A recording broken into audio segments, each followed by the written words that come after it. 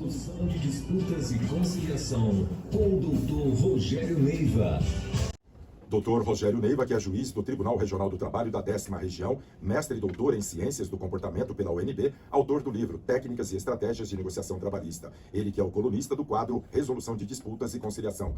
Primeiramente, Dr. Rogério Neiva, um bom dia. Muito obrigado por nos atender. Seja bem-vindo à Rádio Justiça. Bom dia, Arthur. Bom dia aos ouvintes da Rádio Justiça. É sempre uma grande satisfação estar conversando com você e os nossos ouvintes sobre a nossa temática dos métodos consensuais de solução de conflitos e da resolução adequada de disputas.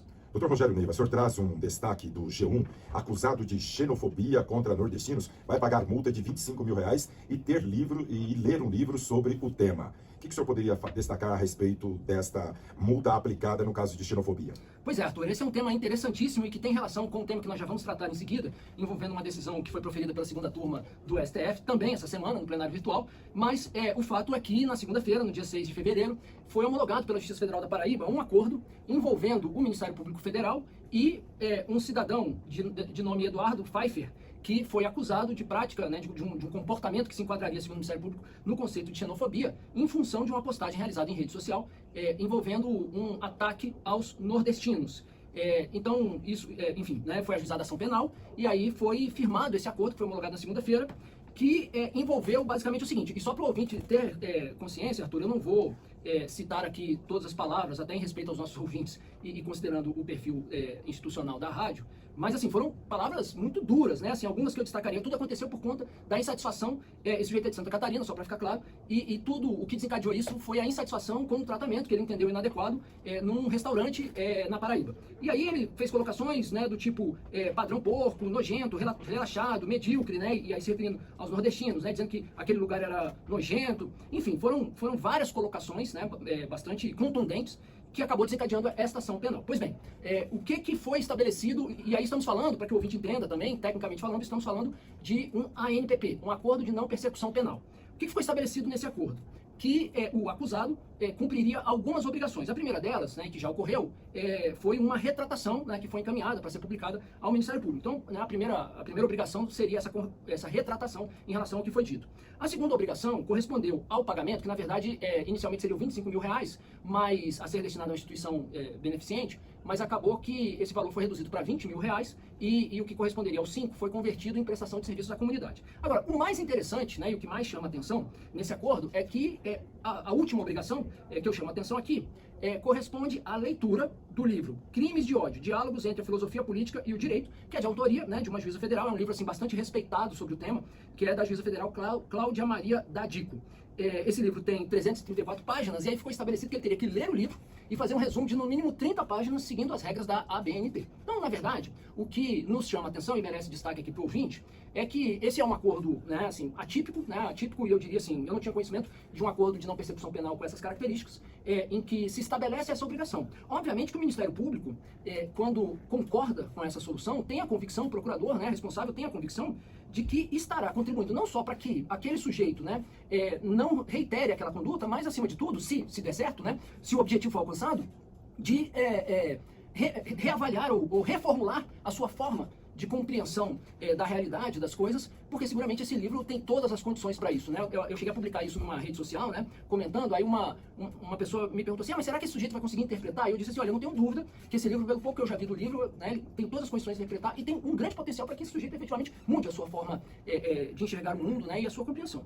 Enfim, né, aguardemos, né, os desdobramentos disso, os efeitos disso, mas sempre na torcida de que o bem maior que é a pacificação social, e que eu não tenho dúvida em afirmar que nesse caso tem todas as condições para ser alcançado, mas que efetivamente seja alcançado. E tem uma notícia do Supremo, né, que não cabe acordo de não persecução penal em caso de racismo ou injúria racial. Primeiramente, doutor Rogério, o que vem a ser persecução penal? Esse acordo, né, o ANPP, né, esse acordo de não persecução penal, é um mecanismo que permite que, sendo firmado esse acordo, a ação penal não siga adiante e de modo que o sujeito, né, não vá, né, enfim, o processo penal não segue adiante, na realidade, né, o que não haveria a possibilidade de uma condenação penal sob determinadas condições. Esse é um mecanismo recente, inclusive, assim, eu diria, está em fase de amadurecimento e tem sido muito discutido, tem vários aspectos processuais que têm sido discutidos, inclusive envolvendo, né, a questão dos limites do Ministério Público e do magistrado que homologa ou não este acordo, mas basicamente é isso. E nesse caso aqui, desse outro caso, né, que vamos tratar aqui, que você acabou de chamar a atenção, estamos falando também de um outro não acordo de não persecução penal, e quando eu disse antes que tem tudo a ver com o primeiro caso, é porque, só para o ouvinte entender bem, o que aconteceu? Essa semana, né, também na segunda-feira, no dia 6, né, isso foi no plenário virtual, a segunda turma do Supremo Tribunal Federal entendeu que racismo e injúria racial não comporta a NPP. Enfim, né, e aí tem alguns aspectos a serem considerados e chamar a atenção aqui do nosso ouvinte. O primeiro deles, né, que eu esclareço, é que esse foi uma decisão que foi estabelecida por maioria. O ministro Fachin, que era o relator, propôs a rejeição do ANPP e foi acompanhado pelo ministro Lewandowski e o ministro Gilmar Mendes e abriu a divergência, né, e ficaram vencidos os ministros André Mendonça e Nunes Marques. O que aconteceu aqui nesse caso? Um sujeito que estava sendo acusado, né, e era réu num processo envolvendo, né, essa acusação de racismo e injúria racial, apresentou um habeas corpus, e o que chegou até o Supremo, sustentando que não teria tido direito, na origem, a um acordo de não persecução penal. Então, o que ele pretendia nesse habeas corpus era que o processo voltasse à origem para que o Ministério Público avaliasse se proporia ou não o acordo de não persecução penal. E aí o Supremo se debruçou, a segunda turma, sobre a possibilidade desse acordo, quer dizer, né, no fundo, ao avaliar se caberia ou não voltar à origem para a análise, né, da possibilidade do ANPP, o Supremo Tribunal Federal enfrentou o tema da possibilidade do ANPP no caso de racismo e injúria racial.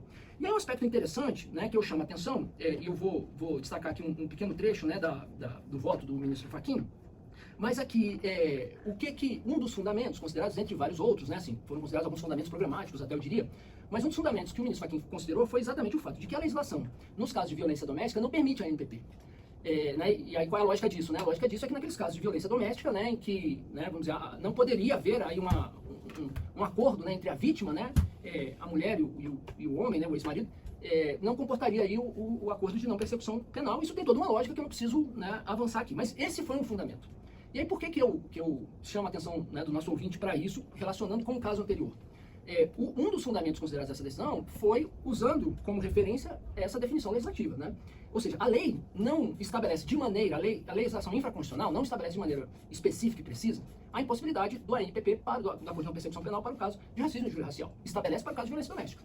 E o Supremo construiu, né, essa compreensão e essa tese, inclusive usando como referência essa previsão legislativa para o caso de racismo e injúria racial. Por que eu chamo a atenção do ouvinte para isso relacionando com o primeiro caso? Que me parece que esse raciocínio também, em tese, pode vir a ser aplicado nos casos de xenofobia. Então, porque, né, eu diria assim, as características, né, me parece que as características, né, da conduta, do tipo penal, são semelhantes. Os bens jurídicos tutelados são semelhantes.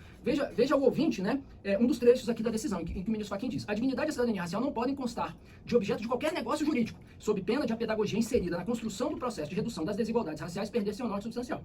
2 pontos. O de aniquilar qualquer significação das pessoas negras como inferiores ou subalternas. E aí, num outro trecho, ele diz assim: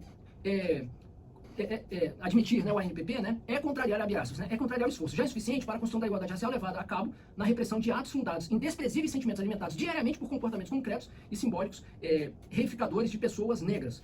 Então, me parece que essa lógica também pode vir a ser adotada para a xenofobia. Enfim, é uma questão aí, né, eu deixo a reflexão para o nosso ouvinte, inclusive eu aproveito aqui para chamar a atenção de que depois eu vou disponibilizar o vídeo desse nosso quadro aqui no meu perfil no Instagram, que é @RogérioNeivap, com P no final.